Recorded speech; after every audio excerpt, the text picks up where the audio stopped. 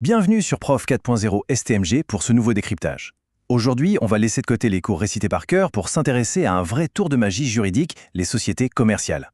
C'est carrément l'un des mécanismes les plus puissants utilisés dans le monde réel pour repousser les limites du business. Allez, on attaque tout de suite. Bon, la toute première question qui vient à l'esprit, c'est tout simplement pourquoi ne pas entreprendre tout seul? C'est vrai, quand on a une idée géniale, on a très envie de tout garder sous contrôle. Sauf que voilà, dans la vraie vie économique, agir 100% en solo, c'est le meilleur moyen de se prendre un mur. La différence de force de frappe, elle est flagrante. D'un côté, entreprendre seul, ça veut dire faire face à des fonds super limités et surtout porter l'intégralité des risques sur ses propres épaules. De l'autre côté, la société, c'est l'art stratégique de s'associer. En clair, on mutualise les ressources, qu'elles soient humaines ou financières, et on partage les risques à plusieurs. C'est un véritable accélérateur. Première partie, s'associer. Pourquoi le faire et quelles sont les règles du jeu? On s'en doute, on ne s'associe pas juste comme ça sur un coup de tête. La loi a posé des bases strictes et c'est l'article 1832 du Code civil qui fixe 3 règles d'or absolues pour créer ce contrat de société. 1. La mise en commun d'apports. Ça peut être de l'argent, du matériel ou même son travail. 2. Le partage des bénéfices, mais attention, aussi des pertes. Et 3. La réelle volonté de collaborer. Sans ces 3 piliers, pas de société, tout simplement. Mais attention, beaucoup d'élèves confondent ici. Si l'idée historique de la société c'est bien de s'associer à plusieurs, le droit a fini par s'adapter à la réalité. Aujourd'hui, il y a une exception de taille.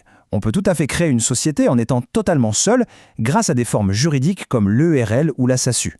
La pluralité d'associés n'est donc plus toujours obligatoire. C'est cette différence qui est importante au bac. D'ailleurs, il y a un terme latin qui retombe tout le temps dans les cas pratiques, c'est l'affectio societatis. Alors, qu'est-ce que ça veut dire concrètement? En fait, c'est le ciment psychologique de l'entreprise.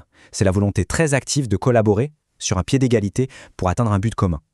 Et il faut bien le retenir, si ce ciment craque, si les partenaires ne s'entendent plus, c'est la survie de la boîte entière qui est menacée. Deuxième partie, la création de la personne et le bouclier de la responsabilité.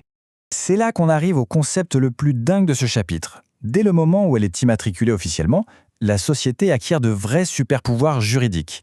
Elle devient ce qu'on appelle une personne morale, totalement détachée de ses fondateurs. Elle possède son propre patrimoine, elle peut aller en justice, signer des contrats et surtout, elle paye ses propres dettes. Du coup, les créateurs sont protégés derrière un véritable bouclier. Leur responsabilité financière est limitée à ce qu'ils ont apporté au départ. Troisième partie, les limites et les pièges de ce système. Bon, face à un cas pratique, il y a une question qui se pose forcément. Est-on vraiment totalement protégé par ce fameux bouclier?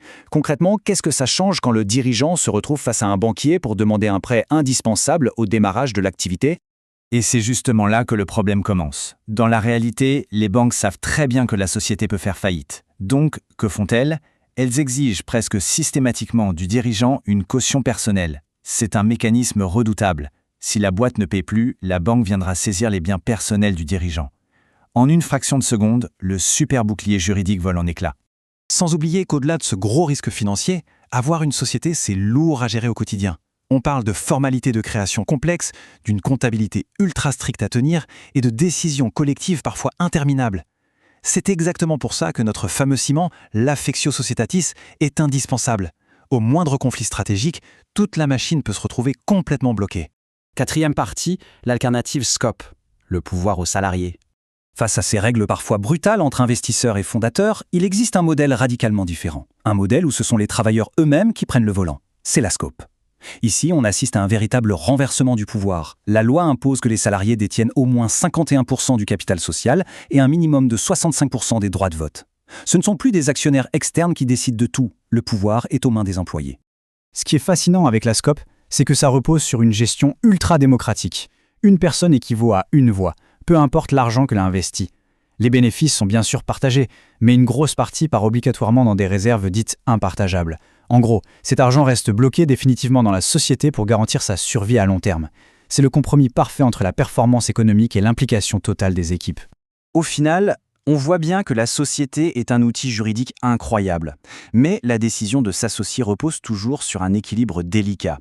Est-ce une opportunité de développement immense grâce aux ressources mutualisées ou bien le début d'une vraie complexité de gestion?